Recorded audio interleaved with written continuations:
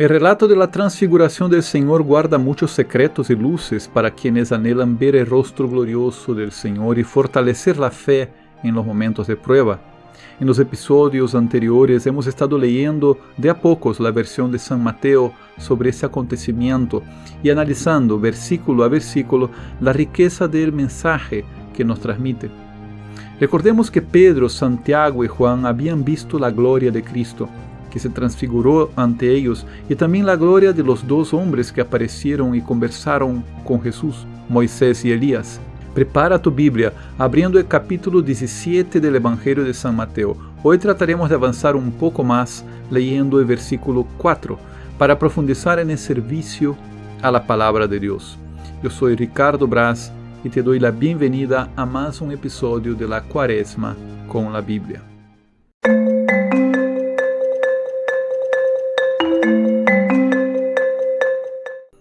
En el monte Tabor, los apóstoles presenciaban un gran misterio. Los apóstoles experimentaban un momento de éxtasis.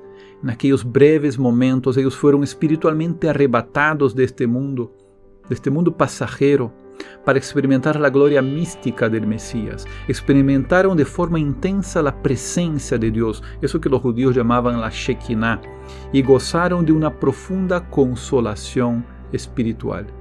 En Jesús transfigurado, ellos palparon la presencia gloriosa de la palabra que se hizo carne y habitó entre nosotros. Juan 1:14. Antes de leer el texto de la transfiguración, el versículo 4, quisiera insistir un poco más en esto que acabo de decir.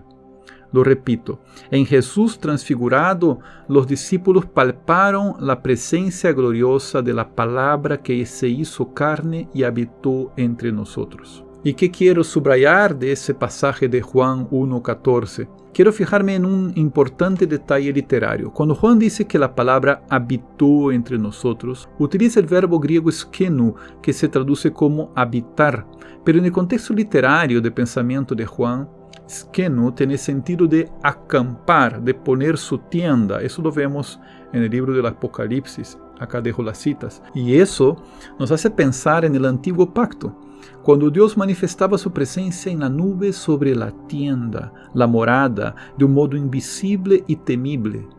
La tienda era una reproducción litúrgica del monte de Dios, el Horeb. El monte se quedaría atrás, la tienda acompañaría al pueblo por 40 años. En Cristo comenzaba una nueva etapa. La manifestación de Dios en la nube sobre la tienda ahora sería superada por la revelación de la palabra que se hizo carne, que ha venido en carne. 1 de Juan 4:2. Por carne entendemos el hombre entero, pero subrayamos su condición débil y mortal. En Cristo la presencia de Dios ya no era invisible, sino tangible, ya no era simbólica, sino personal, ya no era temible, sino frágil. En Cristo la palabra habitó entre los hombres en una tienda, en una carne, igual que a las tiendas, igual que la carne de los hombres. Y dicho esto, adentremos por unos breves minutos en el pasaje de Mateo 17:4, de la transfiguración. Tomando Pedro la palabra, dijo a Jesús: Señor, es bueno estarnos aquí. Si quieres, haré aquí 3 tiendas, una para ti, otra para Moisés y otra para Elías. Analicemos ese versículo, dividiéndolo en 2 partes. La primera parte es cuando Pedro toma la palabra y dice: es bueno estarnos aquí. La segunda es cuando Pedro manifiesta su intención de hacer 3 tiendas. ¿Por qué Pedro tomó la palabra y dijo: es bueno estarnos aquí? El texto de San Marcos indica que durante el coloquio entre Jesús, Moisés y Elías, los discípulos estaban atemorizados y no sabían qué responder. Escuchaban callados las cosas que se iban a cumplir en Jerusalén, Lucas 9:32. Y tan pronto Moisés y Elías se separaron de Jesús, versículo 33, Lucas 9:33, Pedro tomó la palabra y dijo: Maestro, bueno es estarnos aquí. Si quieres, haré aquí 3 tiendas. Eso lo leemos en Marcos 9, versículo 5. Al parecer, Pedro sintió el impulso de tomar la palabra y expresar su sentimiento porque gozaba aquella experiencia mística. Estaban allí reunidos lo antiguo y lo nuevo, la ley representada por Moisés, los profetas representados por Elías y el Señor, inspirador de todos los autores y consumador de su fe, Hebreos 12:2. La transfiguración es un momento en el que se manifiesta la palabra de Dios con todo su esplendor. Y los discípulos contemplaban ante sus ojos la palabra que era Dios y estaba en el principio con Dios. Juan 1, del 1 al 2. La palabra eterna ahora estaba allí dialogando con el ser humano pecador en el lenguaje de los hombres acerca de su sacrificio por la salvación de los hombres. Pedro siente que ese diálogo, que esa oración no puede terminar. Pedro siente el gozo, la consolación y la paz de espíritu. Bueno es estarnos aquí. ¿Cuántas veces experimentamos ese gozo al contemplar a Cristo por medio de su palabra? Es bueno estarnos aquí en el coloquio íntimo con el Señor que nos habla al corazón. ¿Y por qué Pedro quiso levantar 3 tiendas en aquel momento?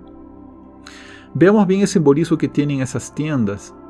Empecemos observando que los vestidos de Jesús se volvieron blancos como la luz. Algunos manuscritos autorizados dicen blancos como la nieve. Y San Marcos indica que sus vestidos resplandecían y eran tan blancos que ningún batanero en la tierra sería capaz de blanquearlos de este modo. Marcos 9:3. ¿Y por qué decía eso? Volvamos al contexto histórico y teológico que enmarca la transfiguración. La fiesta de las tiendas, una fiesta que celebraba el campamento de Israel en tiendas por el desierto alrededor del monte Horeb, también conocido como monte Sinaí. Nos cuenta el libro del Éxodo que la primera vez que subió Moisés al monte preparó el pueblo para la llegada de la misteriosa nube. Y leamos lo que dice el Éxodo. El Señor dijo a Moisés: mira, voy a presentarme a ti en una densa nube para que el pueblo me oiga hablar contigo y así te dé crédito para siempre. Y Moisés transmitió al Señor las palabras del pueblo. El Señor dijo a Moisés: ve donde el pueblo y haz que se santifiquen hoy y mañana, que laven sus vestidos y estén preparados para el tercer día, porque al tercer día descenderá el Señor a la vista de todo el pueblo sobre el monte Sinaí.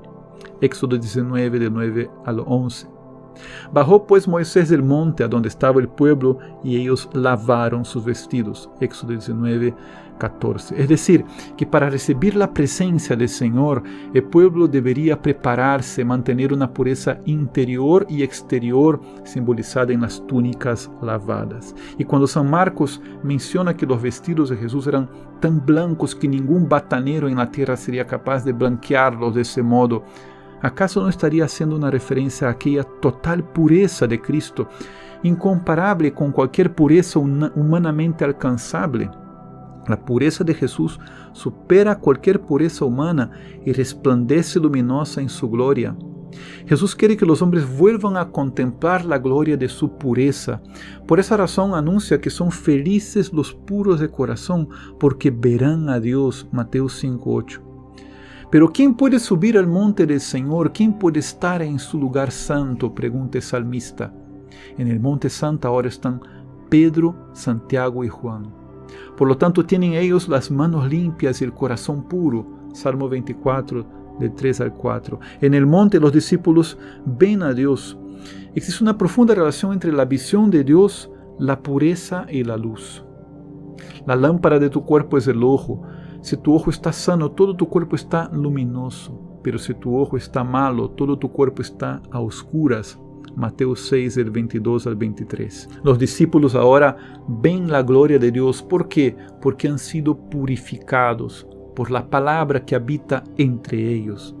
Jesús tiene el poder de purificarnos por su palabra.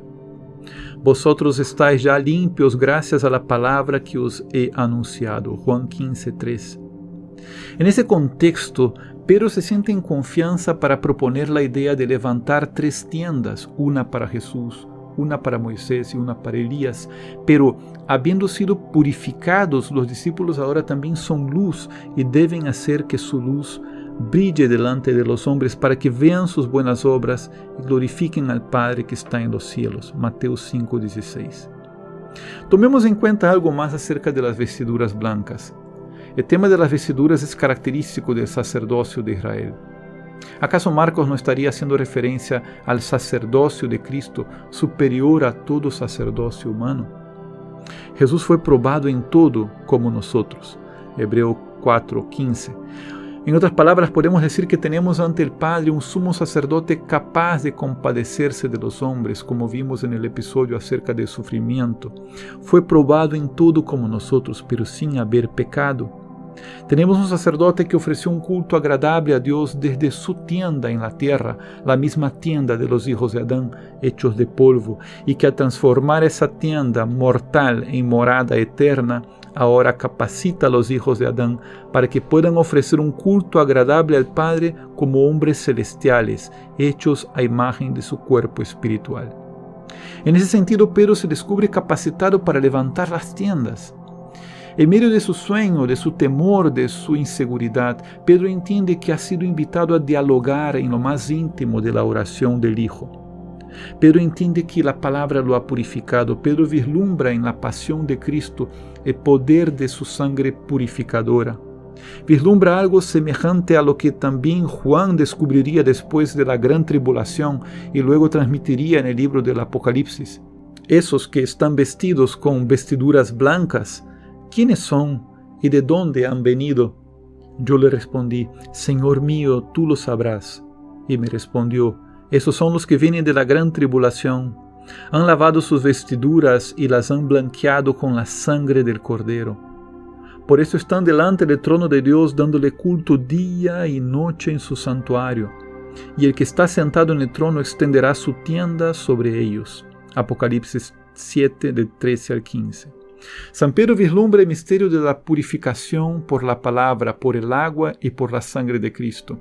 Vislumbra que Cristo lo hará digno de compartir su sacerdocio, el servicio agradable a Dios en la nube, en el monte.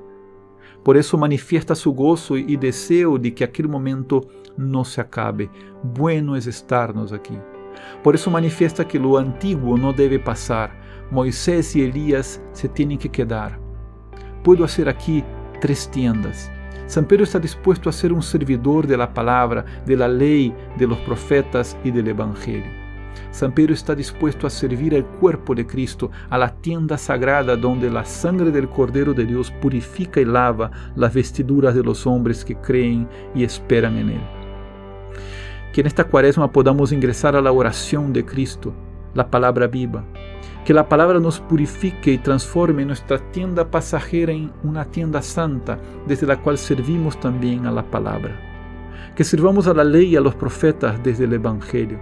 Que sirvamos la palabra con nuestra predicación y testimonio, siendo así luz en el mundo. Gracias por acompañarme en esa reflexión bíblica. Sigamos estudiando y orando con la palabra de Dios. Si quieres apoyarme para que yo siga compartiendo contigo mis meditaciones bíblicas, te pido que ahora mismo valores este contenido, lo compartas en tus redes sociales, deja tu comentario, suscríbete, así me ayudas a seguir adelante entregando información y formación católica desde la inspiración de la Biblia.